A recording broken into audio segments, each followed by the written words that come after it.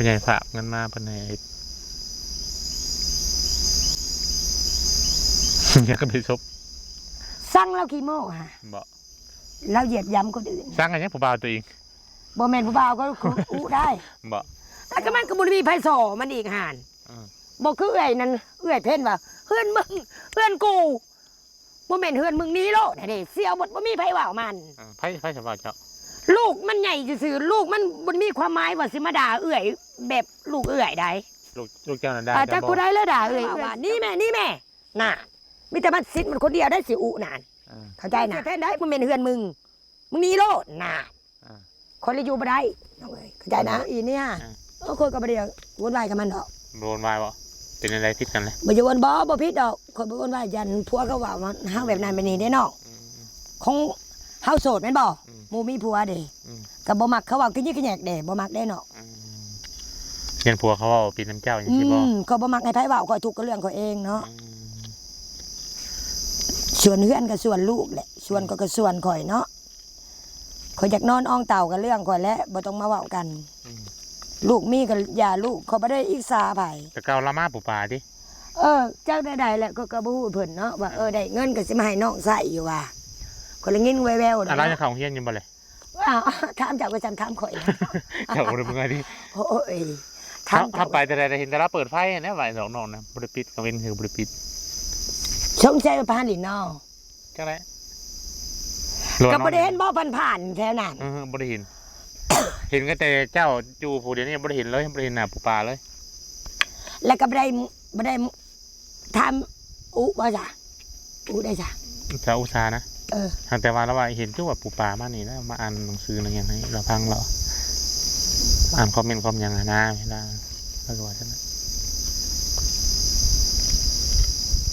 สิกนี่ใหญ่เลยเรียกใหญ่เรียกมาแต่แดงๆเลย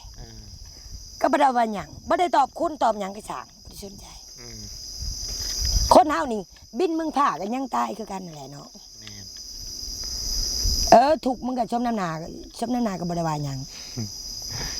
บ่ได้บาดบุญบ่ได้ว่าไผไลพรน้องแท้อยู่ไปแบบธรรมชาติเนาะเฮาบ่อยู่นี่เฮาอยู่ใช่เลยเนาะอยู่พ้นสิมันสิกินหยังสำยามนาก็ได้ว่าไปดำนานจักเดือนแล้วจะไปอยู่นี่โอ้แต่เดือน1จะไหลมึงได้แหละเดือน1แล้วนี่เดือนยังไงมัน6ป่ะเป็น7ต้นเฮ็ดออกก็บ่มาเบิ่งเฮ็ดพวกก็พอได้กินอยู่เด้อได้อยู่ดิได้ก็ขายไม่ค่ะมันก็ลูกแปะเนาะจะขายโลเท่าไหร่นะบ่ได้โลแหละขายไม่ค่ะได้เทื่อละ4-50แหละเนาะคงก็ได้ไปตลาดเนาะสิได้ดิเสพจะมากก็สิได้กินอยู่ก็พอได้กินอยู่แท้นี่เนาะออกลายบ่ลายไปได้ดอกลายดิบ่ออกนะเดือนครบได้ซะบ่มีเบิดครบนะบ่มีได้เจอแท้นี่พวกแม่ค้าเขามาเอานี่เลยบ่ลัก3เด้คนฮู้กันแต่ลูกก็ยังน้อยพู่สิได้เนาะในดำ4-50,000ก็สิให้กินอยู่จะมาพอนะจะบ่ทางควาไผว่าบ่มานะจ้ะฮะเอาอย่างงี้เขาว่ามีผัวยังว่าอยู่ซ้ำก็บ่สั่งน้ำเสียมุกก็คือสิบ่มาซั่นเนาะนี่เขาว่ามีผัวแบบโอ้ยผู้ใดว่านะบ่กล้าเข้าไปแล้วว่าจังหน่อยผัวแล้วเห็นว่าผู้บ่าวยังมาหาดิเข้าใจผิดแฮงแล้วว่ะผู้ใดบอกเจ้าจะบอกเอ้ยมาดูแลเอาอย่างงี้เขาเว้าละงินเนาะมีแต่ละงินจะมีผัวใครสิถูกแบบนี้เขามาเรียกล่ะว่าไปอยู่น้ำเขาว่ะแต่แรกๆโดนๆก็นั่นดูไปอยู่แม่นอยู่บ่เดี๋ยวนี้คนไปจะไปขอยหย่าเลยเนาะบ่มีนึงเนาะเอ้ยยังสุดยังซิงคือเก่าบ่เห็นบ่นี่เท่ก็ว่าขอยหย่าเนาะเขาได้หย่ากินนะครับบ่แม่ไข่บ่ยัดบ่เลวเคยนะบ่เอาขั่วโอ้ยบ่ได้กูบ่เคยกินบ่มีบ่ดักแด้มันนี่บ่มีบ่ได้แดกแด้แบบนึงก็สิกินบ่คือบ่คือบ่ตึกป่าบ่มีบ่ปลานี่บ่แต่เก่าก็มันก็แห้งพ้นตก2ครั้งมันก็เต็มเลยเพราะว่ามันอยู่สูงเนาะตึกป่ามันมีปลาเดี๋ยวจะบ่เลี้ยงมันเลี้ยงก็มันก็แห้งคือเก่าเนาะบ่แม่นรายเดือนแล้วบ่จะบ่ได้มาเนาะรายเดือนเนาะใจเนาะเลิกบ่นี่โอ้ท่วมหัวเพียงละคอเอื้อยจ้าบ่ได้มันน้ำมันสกปรกมันไหลลงคั่นเด้จ้ามนี่บ่น้ำน้องตัวนั้นมันใสน้องตัวนั้นสิบ่มีน้ำเปื้อนเด้นี่มันไปสร้างขี้นกขี้หยังบ่เจอน้ำอันนั้นไม่เอื้อยก็ซื้อตุ๊กใหญ่มาเหม็นกินนี่ก็โทษนำใจเนาะเอื้อยหายมากินนี่เมียเด้เฮาก็ซื้อตุ๊กใหญ่ได้เนาะโดยหายจากตุ๊กมาเหม็นกินบ่ได้พี่น้องบ่งนะ ตกไงไง ใหญ่ๆได้เทเลถ่ายมึงดูเทงามบ่ มันบ่ครบบ่วงเนี่ย โอ้ยครบได้ ครบบ่ แนวใด นั่นแหละจังยานน้องเนี่ย บ่ญาติเอื้อยนะ บ่ ตัวเฮายังกดไปอยากกูเหยียบถิ่มมาแล้วตายหมด กระดืออยู่ ลื่นแต่ว่ามันครบมันกูเหยียบมาเลยแหละเทเอื้อยขาที่หมด เป็นบาปบ่ บ่บาปดอกพวกนี่เนาะ ว่าไปมันก็มีชีวิตคือกัน บ่มีชีวิตมันตายยาวเด้สมมุติตายเฮาก็เรื่องมันตายมาดูหาเอื้อยเหยียบตายแล้วนะข่อยขาเป็น13ข่อยขาทิ่มลงน้ำพุ่น ขาถึงแล้ว แนวมันครบเฮาสิมาปล่อยมันลอยนวลหยังข่อยย่านหยังมันยังมางูมากูก็ขามาแหละ จะพยายามมางู กูขาที่หมด เบี้ยง มัน จะ น่า ย่าน ได้เท่ ฮะ นอนลินเนาะบ่จักเพิ่นสิมาบอกเลขเนาะ เบี้ยงนะ ตอนนั้นเพิ่นว่าบ่งบ่มีเนาะ เออ งูสิงมันแล่นสัตว์มานี่เนาะ ป้า บ่ใหญ่อุ้ยมันยังนี่วะแล้วเพิ่นเฮ็ดเงียบบ่จักว่าเลขเพิ่นออกเด้แล่นมาแต่เทิงขาค่ะ คนเลยนอนนี่ว้ายมันยังวะป๋อตัวยาวพี่ห่าข่อยว่าบ่แม่นงูผีแล้วแม่นอะไรมือตื่นจังซั่นก็ออกเลข เอาเลขงูง่ายดี อ้าวพี่น้องมันยาวพี่เด้ ทำบ่ดิ โอ้ยซ้ำแขนเอื้อยพี่ ป้า ดำมาเด้มันดำมาเลยมันยาวพี่เลยเนาะ งูสิงง่าย พี่ เนาะ เอื้อยนอนนี่เนาะ เออ เลยจ้าแค่โมเมนต์พี่มันสิบ้ายังงูความรัก มันบ่เห็นเจ้า บ่เห็นน้องนี่ ไปนอนอยู่นี่ มันแล่นมาจากๆนั่นนี่แกสัตว์โอ้ มันหดไว้ได้งูสิงเนาะ มันบ่ได้ไว้มันเลี้ยวหน้าเลี้ยวหลัง บ่ เด็กนี่มันไป เลี้ยวหน้าเลี้ยวหลัง ก็เลี้ยวเบิ่งเอื้อยอยู่เนาะ บ่ โอ้ยพี่แหละนี่ว่าคือใจกูบ่เคยเห็นเถื่อว่ะ ยังว่างูสิงแต่เก่าก็ว่าสัตว์จวดรถ เนาะไปเลยมันดอกเท ตอนนี้มันก็บ่ทันนะ นี่มันลงหัวหน้ากันเลี้ยวหน้าเลี้ยวหลังเช้าเด้ แบบว่าอันคอยเลื่อยไปนะบ่แบบนั้นบ่คอยลอยไป เลื่อ นะ ยแล้วจะงูเห่าละบ้านเลี้ยวหน้าเลี้ยวหลังนะ งูเห่าอะไร เดี๋ยวหน้าเดี๋ยวหลังมันใช่ป่ะเอ้ย คือว่าอะไรงี้ว่าเฮ็ดเฮือนให้ลุงหน่อยบ่ โอ้ยเห็นหงส์ไอ้เพิ่นเติงแล้วผู้ใหญ่ฝากเงินมาเพิ่นให้เฮ็ด อยากก็ไปซบ สั่งเรากี่โมงฮะ บ่ เราเหยียบย้ำคนอื่น สร้างกันยังผู้บ่าวตัวเอง บ่แม่นผู้บ่าวก็อู้ได้ บ่ แต่ว่าสงชาติแต่ป้าแหละ ที่อยู่ลาวแบบบ่มักว่าไผ ลูกละมาดิอยู่เพื่อนน่ะเบัด3 บัด ดีแล้วมีเฮือนเนาะ 4เขาก็บ่ได้เข้าไป แล้วแต่ เพื่อนนะแล้วจะหึงเลยมัน2 เดือนปลายแล้วบ่ ดีแหละพ่อได้ให้ป้าอยู่นะแต่เราสั่งเราฮะ บ่แม่นว่าเฮ็ดเฮือนนะเฮ็ดห้องซื่อๆนะ ห้องจริงๆนะ ห้องเดียวนั่นแหละบ่แม่นว่าเฮ็ดเฮือนนะ แบบเฮ็ด กันห้องนอนคือห้องเจ้านอนนั่นแหละ ล่ะ กันห้องเดียวนั่นแหละ คือลูกเราก็มีแต่เราเว้ามีแต่คนรวยเราบ่ได้คนขี้ทุกข์เฮาพี่น้องเราก็อยู่สลัดเราเว้าซื่อเอื้อยนะ นี่เราอ่ะ หน้าที่เราหลุดเนาะให้เป็นของเอื้อยในเพ่นเอื้อยบ่ขายได้เนี่ยมันกินสบายเนาะไปสบายได้น้ำใหม่มากก็หอยใช่เขามันก็ไปขายแล้วคนนั้นเนาะบ่ได้สิได้บ่ต้องคิดมันเนาะคือสิอู้ก็มีรถมีล่างแล้วก็เป็นยังบ่อยู่เฮือนอยู่ซาน ก็แล้วถามเราเราเบิ่งคลิปอยู่ปะจ๊ะ สิเบิ่งเสียวอยู่ ถามแม่เราเบิ่งคลิปอยู่เจ้าเลยนี่ถามไหม สิเบิ่งเสียวอยู่ว่าเป็นยังสิไปคิดว่าไปปลาลูกอยู่ในคนอื่นสิทอเฮาบ่เนาะแม่นบ่บอกว่าเขาเสียเพ่นบอกว่าในนี้เฮามีเฮือนแล้วขึ้นนี่ปลาเฮือนน่ะนี่สำหรับว่าเป็นคนเดียวอยู่แหละมันบ่เท่สิบอกบ่ได้อย่าลืมดอกว่าคือว่าปลาลูกเฮาไปขวางมันบ่มีเฮาแล้วก็เซอะเหมือนหมาเนี่ยแหละปะแม่นบ่เท่ ใครเป็นเจ้าสิถิ่มลงบ่ บ่ ลง ค่อยมีเฮือนปานนั้นเขาบ่หนี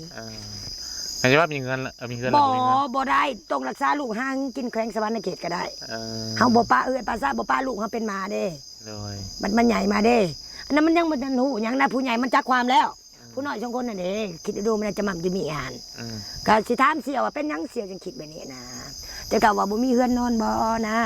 บ่มีรถขี่บ่นะบ่แม่นว่าเฮาอย่าลืนเสี่ยวดอกอยากเสี่ยวจักเบิ่งก็เบิ่งบ่ได้ว่าหยังอยากจักว่าได้ก็สร้างแล้วมีรถขี่แล้วเป็นหยังบ่หาทำงานในเมืองสวรรค์ล้างถ้วยล้างบ่วงก็ได้เท่เอ้ยมื้อละ150,000แล้วได้เท่ล้างถ้วยน่ะน้องแล้วคือเสี่ยวคิดแบบนั้นว่าโดยปะยังเฮือนซานปะยังลูกเฮาบ่ต้องปะดอกเฮือนก็มีหลังใหญ่แล้วเพิ่นเฮ็ดนั่นแหละเฮาก็อยู่ไปติแล้วก็มันก็บ่ได้มีไผสอมันอีกห่านบ่คือเอื้อยนั่นเอื้อยเพิ่นว่าเฮือนมึงเฮือนกูบ่แม่นเฮือนมึงนี้โลดเด้เสี่ยวบ่มีไผว่ามันไผสบายเจ้า ลูกมันใหญ่ซื่อๆลูกมันบ่มีความหมายว่าสิมาด่าเอื้อยแบบลูกเอื้อยได้ ลูกเจ้านั่นได้ จักผู้ใดแล้วด่าเอื้อยเจ้าก็คิดนั่นแหละเพราะเสี่ยวมันบ่มีไผเว้ามันได้และค่อยว่าคือเสี่ยวสิไปปะลูกได้นะค่อยปะบ่ได้แต่ค่อยเก่งอยู่แต่ค่อยปะลูกบ่ได้นี่เห็นบ่ค่อยเอาไปใส่ค่อยไปนำปะบ่ได้กินหยังตอนนึงก็แบ่งกันกินกับน้องเลี้ยงเขาใหญ่อย่างนี้ปะเขาบ่ได้มันสิกินหมากกินกาวแลลิ้นนึงคนเดียวเนี่ยรถมาแค่นี้ฮะยิ้มๆได้หล่อๆนะไผจะว่าได้ก็สร้างด้วยแล้วจะถามเสี่ยวว่าเป็นหยังเสี่ยวจะคิดแบบนี้เดี๋ยวถามแล้วจะมาตอบในคลิปเนี่ยสิว่าได้สิถามเสี่ยวมึงยังมึงพอสิคิดปลาลูกเสี่ยวอ่ะนะก็บ่ได้อิกษาเสี่ยวนะเจ้แบบว่าเสี่ยวคือว่าบ่มีไผโสบ่มีไผสนคือเสี่ยวจังนี้นะเลยสิถามเราแบบนี้นะเจ้าว่าเสี่ยวจะเป็นยังเจ้าคิดดีแล้วบ่เจ้าจะไปเฮ็ดงานน่ะเนาะลูกเด้มันสิอยู่ในใดกินในใดจะมีแมวใครแด่ผู้ชายได้เท่มันใหญ่ซื่อมันนึงเข้าบ่สุกได้น้องมันบ่คือผู้หญิงได้ล่ะแต่คือคิดน้อยๆแหละนำป้าจุมัมจุมีได้โอ้กุกี้บ่ว้าวแล้วมันไปผู้ไปพี่กุกี้มันใหญ่เลยเด้แต่ว่าผู้น้อยเด้น้องเพื่อนลังไม่ใหญ่ไปป้ายังคิดอยู่เสี่ยวว่าคือเสียลาบอกวันเสี่ยวถ่ายบ้านอยากไปกรุงเทพว่ะอะไรมันยังก็เสี่ยวคิดนั่นน่ะว่าสละละมาพี่บ่กะมันอยู่ไกลกันกับเอื้อยเด้จำปาลินนะฮะบ่หาเฮ็ดฮ้อนมันก็คบกันเด้ลาพูนะเสียนั่นแหละเสียเรียนนี่แหละไปทั้งนี้ก็ได้บ่นี่ลงไปนี่นะบ่จะไปบ่ถึกดอกจะลงป่าใดจะไล่เดี๋ยวว่ายังมีทางลัดไปถ้าจะสิได้ไปสบายบ่ได้จะไปลงป่าทางมันยกมันใหญ่เนาะบ่ไปเนาะแล้วประเทศว่าคิดได้เลยมันเอื้อยบ่ก็อย่าลืมเสี่ยวดอกว่าเสี่ยวคือคิดนั่นน่ะเนาะเพื่อนกำลังมันใหญ่นี่แหละรถก็มีขี่แล้วเสี่ยวเพิ่นซื้อแหละก็อยู่ไปกว่าหาทำงานกินก็ได้นะรุ่นเฮานี่โอ้ยเอื้อยนี่จะบ่ได้ฉะนั้นเซิร์ชเลยเอื้อยสิหนีล่ะบ่ได้อยู่ห้องนึงก็ได้นะอยู่กับวาสนาห้องนึงเอื้อยห้องนึงปูปลาก็ส่วนเขาบ่ได้ว่าหยังมันบ่ได้อีกซาบังเบียดมันอีกก็จะได้สำนีของวัฒนาเรือคิดินนะเด้ก็จะอยู่ตูบก็อยู่ไปกับลูกข่อยไปบันนี้มาใช้เกือบชนสูงคนว่าแต่งตัวโก้คนนี้แหละเป็นบ่สีเสริมดังเฮ็ดหน้าเราแม่มันเสียวโอ้ยคอได้เสียวเงินเสียใช่ป่ะสีแต่งตัวโก้ลากกระเป๋าคือสาวต่างประเทศนี่ป่ะเสียวเพนนะเสียวอุ๊กันไหนจะอย่าลืมก็ได้เสียวบอกเด้อเสียเพนว่าอย่าลืมเสียเพนเด้อเสียเพนไปบ่ได้แล้วจะเป็นดาวลุ่งว่าใช่แหละเสียวในป้าบ่ได้ได้เท่เอื้อยในป้าลูกบ่ได้ละเอื้อยโพอยู่แต่เอื้อยกันนิ่งเห็นว่าผู้ป้าอยู่พวกเขาก็โทรหากูมื้อเด้โทรหาอยู่โดยยืนได้ลูกจำเจ้ายังมายืนแม่กับมาที่นาวันนี้เขาก็มาบ้านญี่ปุ่นมันสบายเลยเราใหญ่แล้วเราหูความแล้วแต่อยู่ข้างๆนี่ยังมือ10 เถื่อมาโทรหามันเขาว่าที่ได้ผู้เด้อยู่นักป่าพันธุ์เฮาเด้ป่าเด้ล่ะ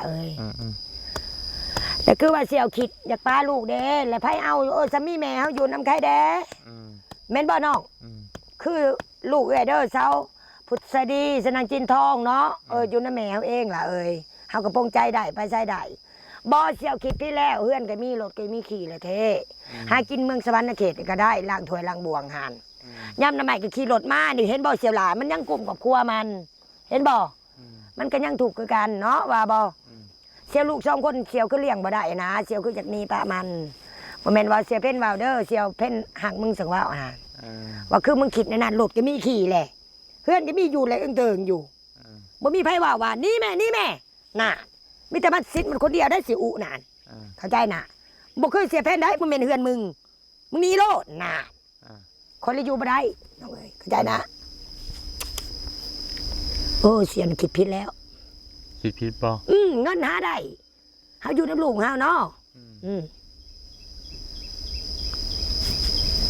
นั่นแหละคิดอยู่ว่ามันยังเป็นอันนี้เสียวนะมันคิดจะไปใส่เฮือนมันก็เติงอยู่รถก็มีขี่มักงามพุ่นหาใช่ก็ได้เงินนะเคลมดุเนาะเป็นบ่เท่ขี่รถมาในบ่ศิลากระเพราถ่านในบ่หานก็ได้กินแล้วหานแต่เสียมันคิดได้บ่จักนะมันบ่แม่นอย่าลืนหมู่ดอก บ่แม่นอย่าเลือนเอื้อ แต่ บ่ เป็น อย่า ห่ เลื ว อง น อะไรอยู่บ่ ห่วงอยู่ว่ะเสี่ยวก็มีรถขี่เนาะมีเฮือนอยู่ขึ้นจากนี้นะห่วงอยู่เสี่ยวก็ได้ คนกินชุกกินดิบกันเด้แต่ยังเป็นสาวผู้ โดย ไปทำงานอยู่กรุงเทพกะเศร้าห้องอยู่เด้ เสาห้องอยู่เนาะโอ้มันบริเวณมันนี่เนาะเสียวก็ได้เกิงเตี้ยๆได้เสียวกันเนาะอวบๆแล้วก็งามพุดว่าเจเอื้อยแล้วมันสิกว่าเสียวเนาะคงหุ่นเปี่ยวเนาะเอื้อยน่ะ หุ่นเปรี้ยวหุ่นแซ่บ เซ็กซี่ได้เอื้อยนะโอ้บ่เป็นอันนี้ดอกมือตีนคือเราอันนี้เนาะป๋าผู้บ่าวบอกว่าเพียบ ระหว่างเจ้ากับเราไพ่ผู้บ่าวหลายกัน เอื้อยและลายกว่าเนาะซ้ำเปลี่ยนเสื้อผ้าเลยเอื้อย ตัวนี้แห้งเนาะ บ่แห้งโอ้เต้ติมแล้วแหละเอื้อยมันโม่ดอกบางได้บ่เก๋บ่หลอกบ่นอนน้ำมันน่ะว่ามึงว่าแต่